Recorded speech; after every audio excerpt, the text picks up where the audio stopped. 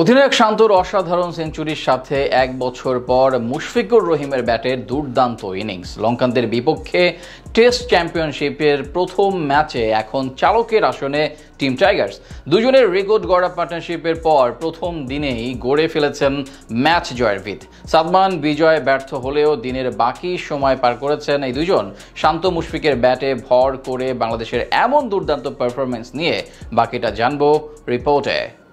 Bat হাতে সময়টা একদমই মন মতো যাচ্ছিল না মুশফিকুর রহিমের। আজকের আগে শেষ 10 ম্যাচে সর্বোচ্চ রানের ইনিংস ছিল 44, কিন্তু প্রতিপক্ষ শ্রীলঙ্কাকে পেয়ে নিজের সামর্থ্য দেখাতে ভুল করলেন না মিস্টার ডিপেন্ডেবল। গল স্টেডিয়ামে আজ খেলেন দারুণ এক ইনিংস। এদিকে ক্যাপ্টেন হিসেবে নিজের 50তম ম্যাচ খেলতে নেমে আজ দুর্দান্ত ব্যাটিং উপহার দেন নাজমুল হোসেন শান্ত।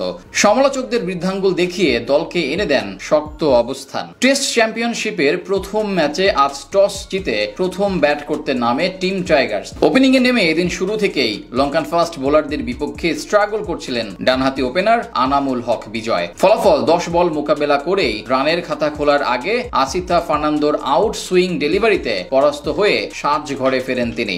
অন্যদিকে সবশেষ ম্যাচে জিম্বাবুয়ের বিপক্ষে সেঞ্চুরি করা সাদমান আজকে ব্যাট করেছিলেন ঠিক প্রপার টেস্ট ব্যাটারের মতোই, কিন্তু 15তম ওভারে হিতু হয়েও বড় ভুল করেন তিনি। অভিষিক্ত থারিন্দ রথ নায়াকার শিকার বনে ফেরেন 52 বলে 14 রান করে। 4টি বাউন্ডারি মেরে ধীরে ধীরে লঙ্কান বোলারদের জন্য মাথা ব্যথার কারণ হয়ে দাঁড়াচ্ছিলেন মুমিনুল হক, কিন্তু সেই অ্যাপ্রোচ বেশিক্ষণ ধরে রাখতে পারেননি তিনি।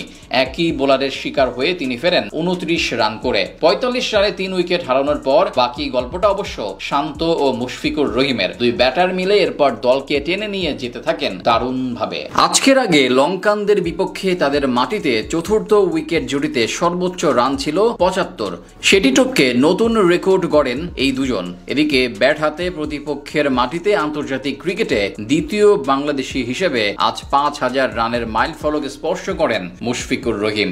47তম ওভারে টেস্ট ক্যারিয়ারে নিজের ষষ্ঠ অর্ধশতক পূরণ করেন অধিনায়ক শান্ত। ঠিক পরের বলে গেল বছর আগস্টের পর প্রথম 50-র দেখা পান মুশফিকুর রহিম। তবে সেখানেই থেমে যাননি তারা, এরপরেও খেলতে থাকেন সাবলীল ভাবে। তাদের দৃঢ়তায় দ্বিতীয় সেশনে 30 ওভার ব্যাট করে কোনো উইকেট না হারিয়ে 92 রান তুলেছিল বাংলাদেশ দল। এছাড়া দুজনের কল্যাণে টেস্টে চতুর্থ উইকেটে অষ্টমবারের মতো 150 রানের জুটির দেখা পায় বাংলাদেশ। অবাক করার বিষয় হলো এর 5টিতেই এক পাশে ছিলেন মুশফিকুর রহিম। শ্রীলঙ্কার বিপক্ষে তৃতীয়বার চতুর্থ উইকেটে 150 ছাড়ায় টিম টাইগার্স।